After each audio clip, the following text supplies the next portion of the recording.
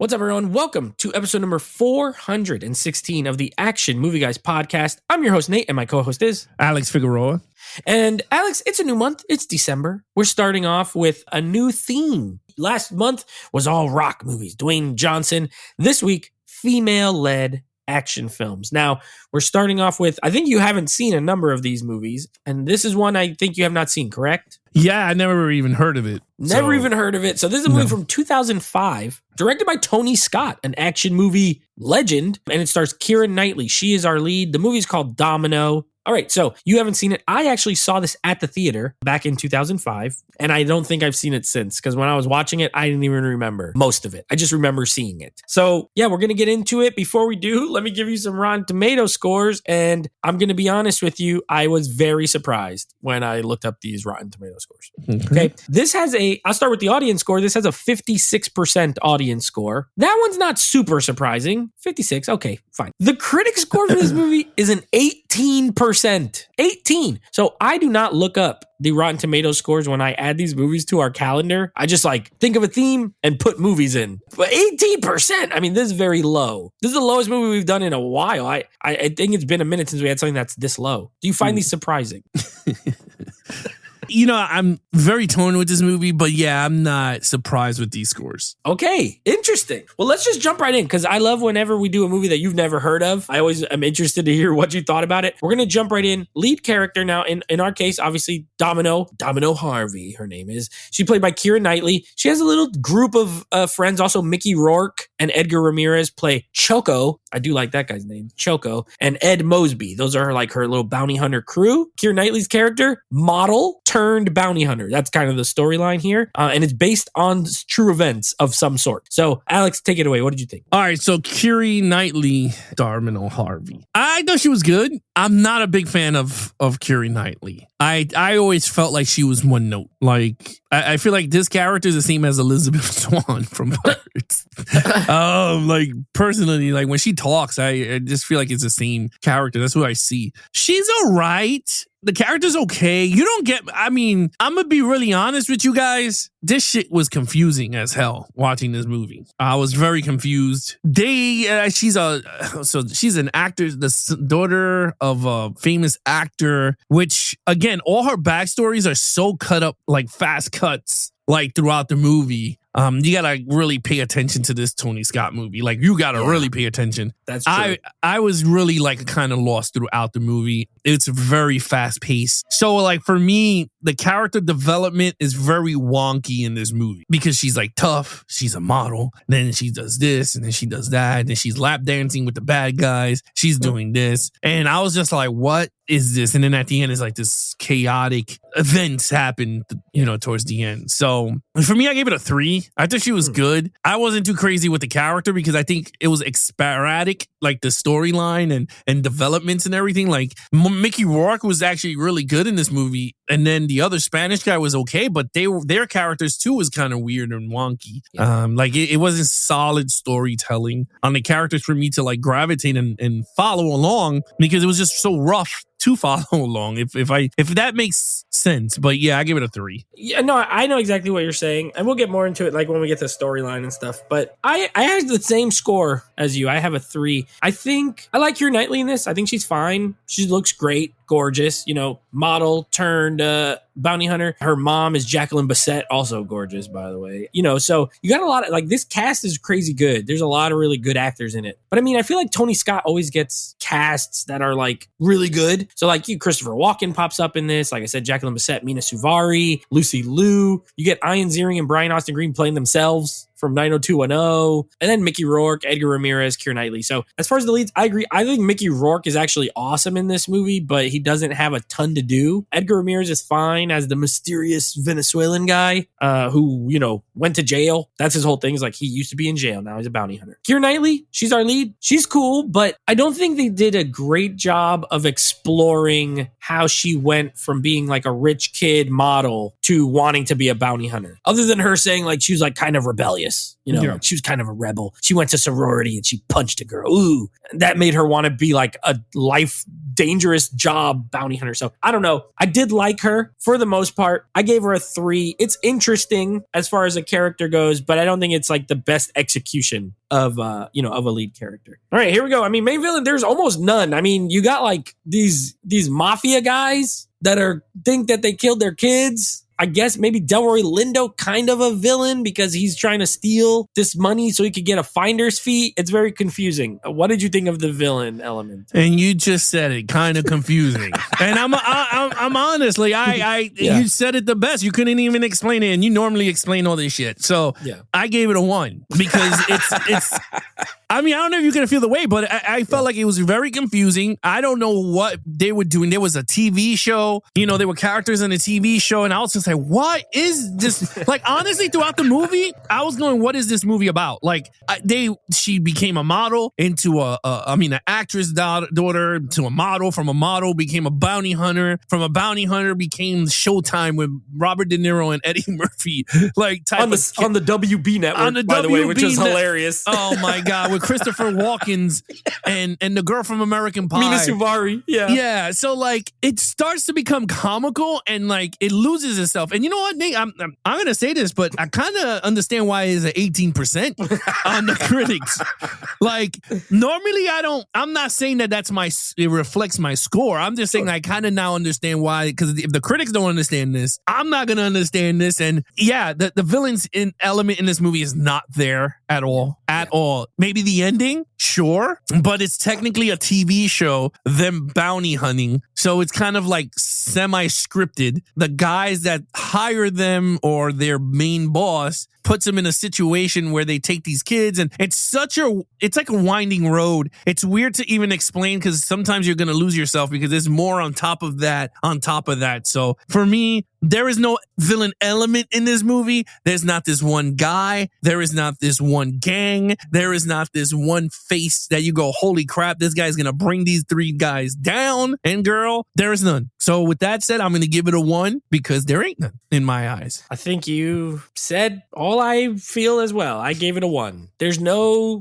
Everyone's kind of bad, right? I mean, she's not, I guess. Bounty hunters are not bad people, but they do some bad stuff in this movie. They sure do shoot that guy's arm off because she can't understand the cell phone call. And the guy's like, take the shirt off. First of all, why did Delroy Lindo say that way? Take the shirt off of his right arm. That's weird. Just say then it sounds like take off his right arm. Like, give me a break. Anyway, everyone's a little bit bad. Delroy Lindo is a bail bondsman who works with Ed Mosby's group as bounty hunters. His plan is to rob the Stratosphere, the owner of the Stratosphere, $10 million from an armored truck, and then he's going to have his people do the robbery. That way he could say he found the money and charge a finder's fee of $300,000. That's the actual plot. Okay, like as far as the heist. Now where it gets convoluted is they're trying to pin it on these kids who are at the DMV getting fake licenses. And they're like, okay, we'll just pin it on, we'll say they did it. When they do that, it turns out they're mafia kids. So then the mafia, the opponents of the mafias come out, and then they're going to shoot them and kill them. And then but then they didn't kill them and they just buried them in the sand. And then the FBI all of a sudden is involved. And the FBI is like, let's tell them they're dead. No, we'll make them think. And then he'll show up and they'll all shoot each other. And I'm like, what kind of plan is this? This is crazy. I gave it a 1. Everyone's a villain and everyone's trying to get theirs. Monique. Oh wait, I got to save that for the storyline. Okay. Anyway, that is I agree.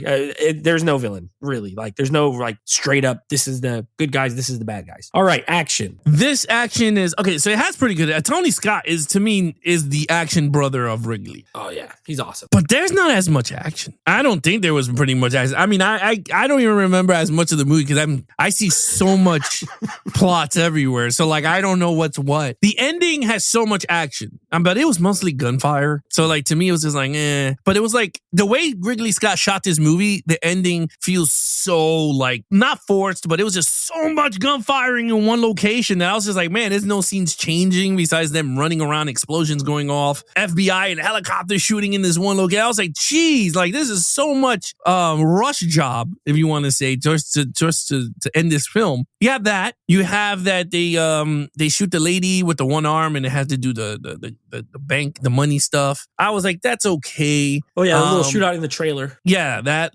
honestly, this movie doesn't have as much. And then they have the TV show where they're busting up, and then you have her doing they blow up the Winnebago when they say get rid of the tapes, he just blows it up. Yeah, you have that. Yeah, but that's not even an action scene. It's an explosion. Yeah, so like there's 2 explosions, and then everything else is just filler action. You got Keira Knightley going, if you tell me the location, I'll give you a lap dance with no clothes. And I told my wife, I said, but didn't she just say no clothes, but she has her bra and panties on? Like I was like, no, she said bra and panties on. She did. Okay. Yeah. So I was just like, the guy's like, bro, let's see what she's working with. Yeah. So like, that guy had the best job. So I'll tell you whatever you want. Yeah. So anyway, I'm going to give it I'm leaning towards a 3, but I'm going to go with a 4 because Tony Scott is really good at his action scenes. So, oh man. Just give it what you really think. I'm gonna give it a 3. I'm gonna give it a 3. Okay. I think the ending is very not convoluted. I think it's just so much in that one thing. I just didn't like it.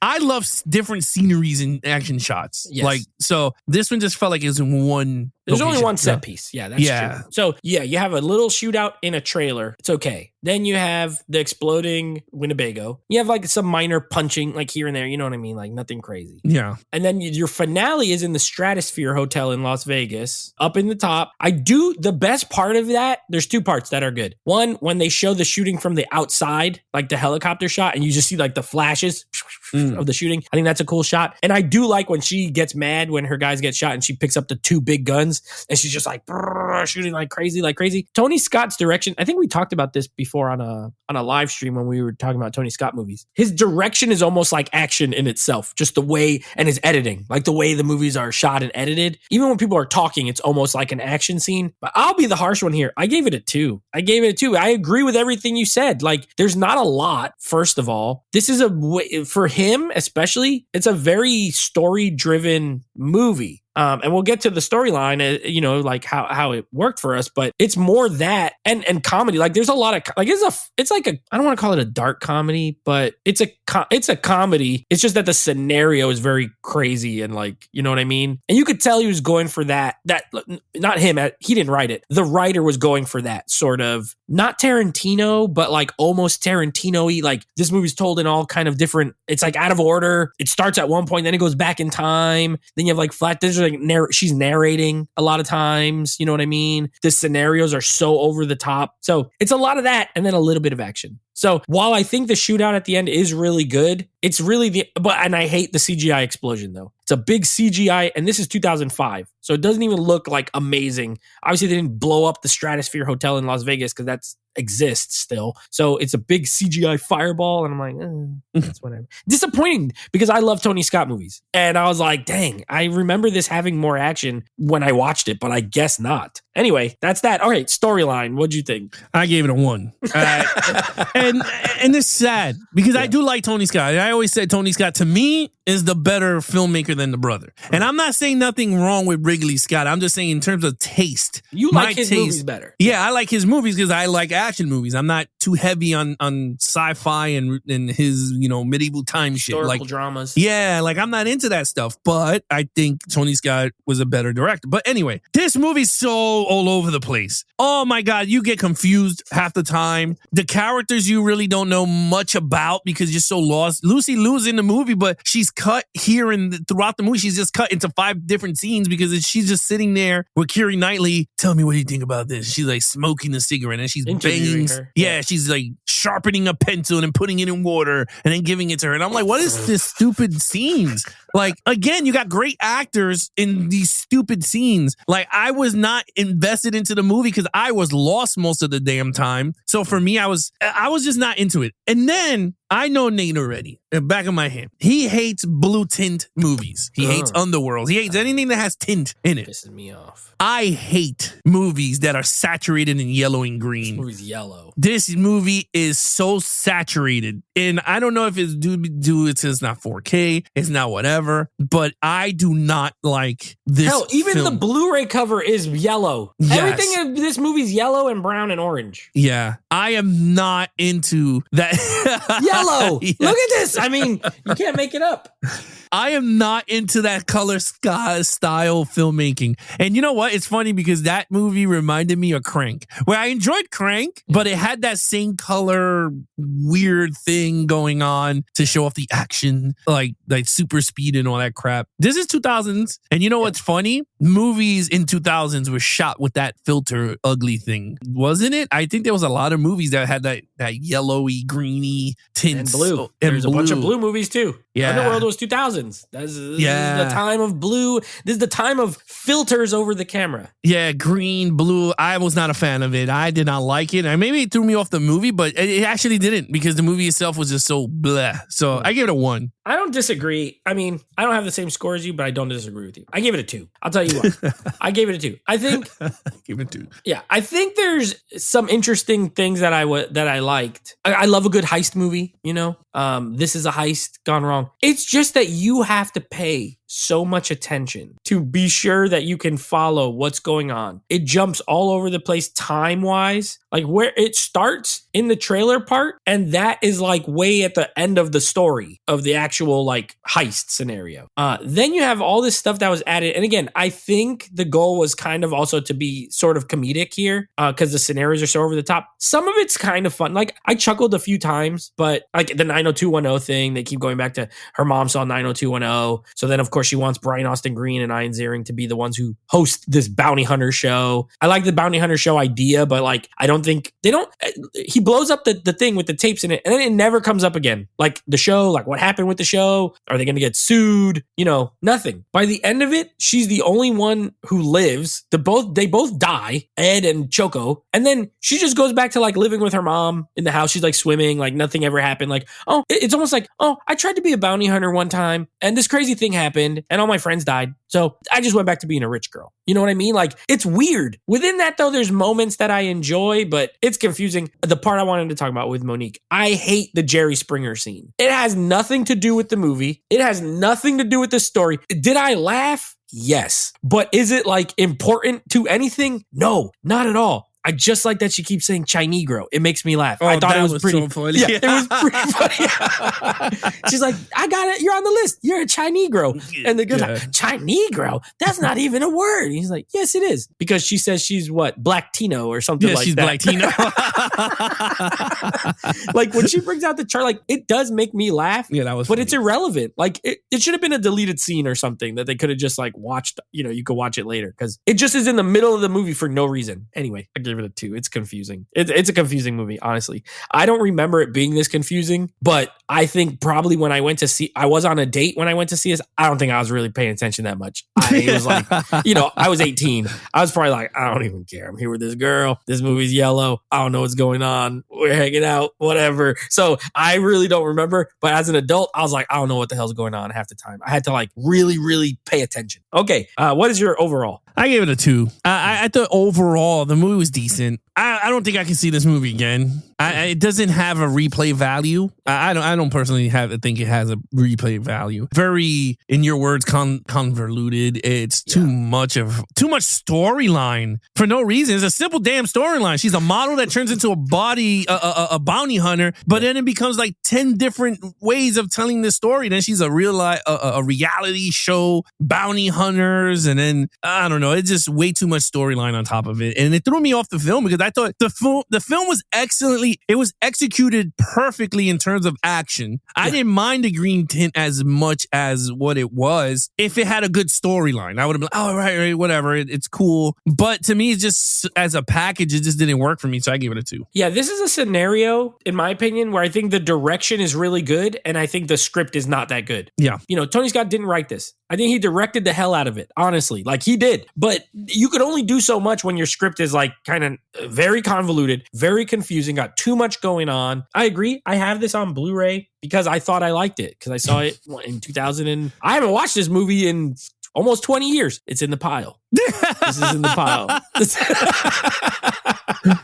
That's how I reached over back here. That's why it was behind me, because it's in the bye-bye pile. I will never watch this again. I didn't like it. I gave it a 2 as well. I think there's good things in it, but they're so few and far between that it's like, why would I want to sit there? And it's long too. It's like 2 hours and 10 minutes. at one point I was watching it and mentally I checked out a little bit. Like I was looking at it and stuff was kind of happening and then I checked back in, but I feel like I didn't miss anything because like nothing was as much as that's going on. There's a segment in the like towards the end where like they're like getting places and and I'm like, no, what is the story? Like, what are we doing at this point? And then nothing really happens. And then all of a sudden they get to the hotel and then you're kind of like locked back in. So I don't know. This was a miss. This was a Tony Scott miss. I'm glad we reviewed it because Tony Scott usually has hits and we're going to do more of his movies in the future. But this, it's way at the bottom of his filmography for me. I did not really enjoy it. 2 out of 5. What is your total points? I think we might have the same score. I have a 10 out of a 25. That's what I have too. I have a 10 out of 25. Oh, okay. So we have 10. Disappointing. This is getting traded in. I'm never going to watch it again. Hopefully, maybe someone else enjoyed it. I mean, Ebert and Roper gave it 2 thumbs up. So they really liked it. They were part of the 18% who enjoyed it. We fall in the 82% who didn't really like it that much. Yeah. But it was, it was interesting to watch. So, okay, here's what we got coming up next week. Wrapping up the Rocky franchise with Rocky Balboa, another one that I remember really liking. So we'll see if that holds up. We're going to be watching the director's cut for the first time. So we'll see how that goes. And then the next in our female-led action movies is going to be a movie called Everly, which I know you've never heard. Have you heard of that one either? Never heard of it? Okay, this is a Salma Hayek-led action film. Only thing I remember is that it's a lady and she's in an apartment and people are trying to kill her and she's trying to like fend them off. I think that's the plot, if I remember correctly. Either way, the poster is her with a gun. So I was like, this looks like a female action movie. Let's do it. Plus, I wanted to get different actresses that we haven't done yet. So a little Salma Hayek action. That's what we got coming up on the next couple of episodes. Everly 2014. Yes. Okay. That's the one. Well, She got like a tattoo and a gun. yeah, with no bra. Whoa! I think you guys action starstruck. movie guys. Hey, You went, whoa, she's kind of nude. Hey, That's what's an this action movie? movie. Everly. Maybe we have to watch this one. Oh man, okay. I don't remember there being any nudity in the movie, but yeah, I mean, from the that is how the watching- poster looks. Yeah, the poster, she's just naked with a tattoo and she's holding a gun, but she's naked. It's a cool gun though. It is. Action thriller 2014. I'm not gonna lie. I'm looking at the trailer right now. Okay.